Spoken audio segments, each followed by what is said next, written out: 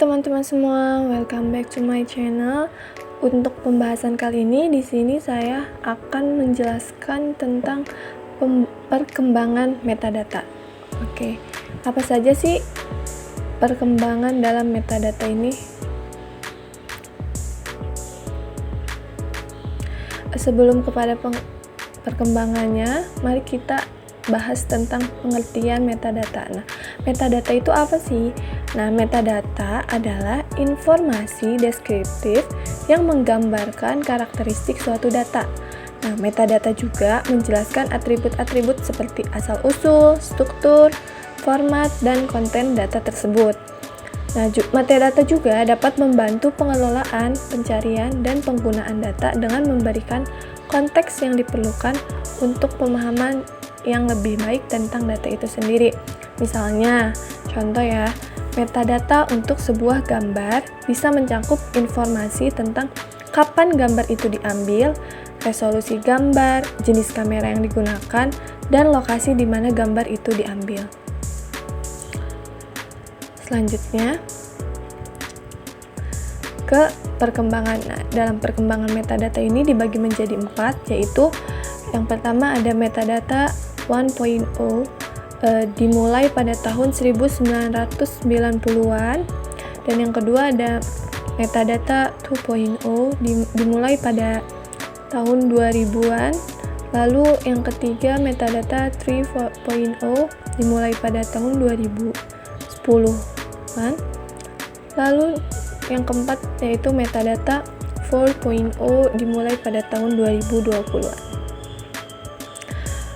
Langsung saja ke metadata 1.0, di mana pengertiannya metadata 1.0 ini yaitu metadata versi 1.0 ini dapat dilihat sebagai tahap awal dalam penggunaan metadata dalam pengelolaan informasi. Nah, pada tahap ini metadata mungkin sederhana dan tidak terstruktur. Nah, contohnya seperti apa? Seperti menyimpan foto di komputer. Nah, jadi pada zaman dahulu, pada tahun 1990-an, nah, foto ini disimpan dalam format JPEG sederhana dengan metadata minimal seperti tanggal dan waktu pengambilan foto, nama kamera, dan resolusi gambar.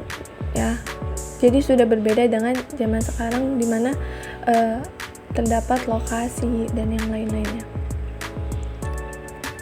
Lanjut ke metadata 2.0. Dalam perkembangan ini, metadata mulai dikelola lebih terstruktur dan terorganisir. Nah, standar metadata juga muncul untuk mengelola informasi dengan cara yang lebih konsisten dan interoperable. Contohnya seperti apa? Seperti pada tahun 2000-an kan sudah ada Facebook dan Instagram. Nah, seperti menggunakan tag di media sosial.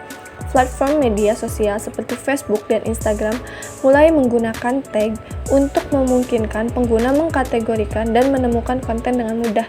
Nah, tag ini dapat berupa kata kunci, lokasi, atau orang. Lalu yang selanjutnya yaitu metadata 3.0. Nah, di mana metadata versi 3.0 ini menandai era di mana metadata semantik mulai berkembang. Nah, di sini melibatkan penggunaan teknologi seperti RDF atau Resource Description Framework dan Web Ontology Language yang memungkinkan representasi yang lebih kaya dan struktur dari informasi. Juga metadata semantik ini memungkinkan mesin untuk memahami relasi antar entitas data. Contohnya seperti apa? Seperti menerapkan skema metadata terstruktur. Nah, skema seperti Dublin Core dan skema mulai digunakan untuk memberikan struktur dan konsistensi pada metadata sehingga membuatnya lebih mudah untuk diproses oleh mesin dan aplikasi. Dan yang terakhir yaitu ada metadata 4.0, di mana metadata versi 4.0 ini membawa konsep metadata ke tingkat yang lebih tinggi lagi dengan fokus pada metadata dinamis, link data, dan integrasi data yang lebih luas. Sehingga metadata ini tidak hanya menggambarkan data, tetapi juga dapat secara dinamis dihasilkan, diperbarui, dan dihubungkan dengan data lainnya secara global. Nah, ini melibatkan penggunaan teknologi seperti sensor Internet of Things, link data, dan metadata yang dinamis dalam lingkungan yang semakin terhubung dan kompleks. Contohnya seperti apa? Seperti menggunakan metadata untuk personalisasi. Nah, metadata ini digunakan untuk memberikan pengalaman yang lebih personal kepada pengguna, seperti rekomendasi produk dan konten yang disesuaikan dengan minat mereka. Oke, dan kesimpulannya yaitu metadata adalah alat kuat untuk meningkatkan organisasi, aksesibilitas, dan pemahaman terhadap informasi di era digital. Nah, perkembangan metadata juga telah mengubah cara kita menyimpan, mengelola, dan menggunakan informasi yang memungkinkan kita untuk menemukan informasi dengan lebih mudah, sehingga evolusi metadata ini mencerminkan pergeseran dari representasi yang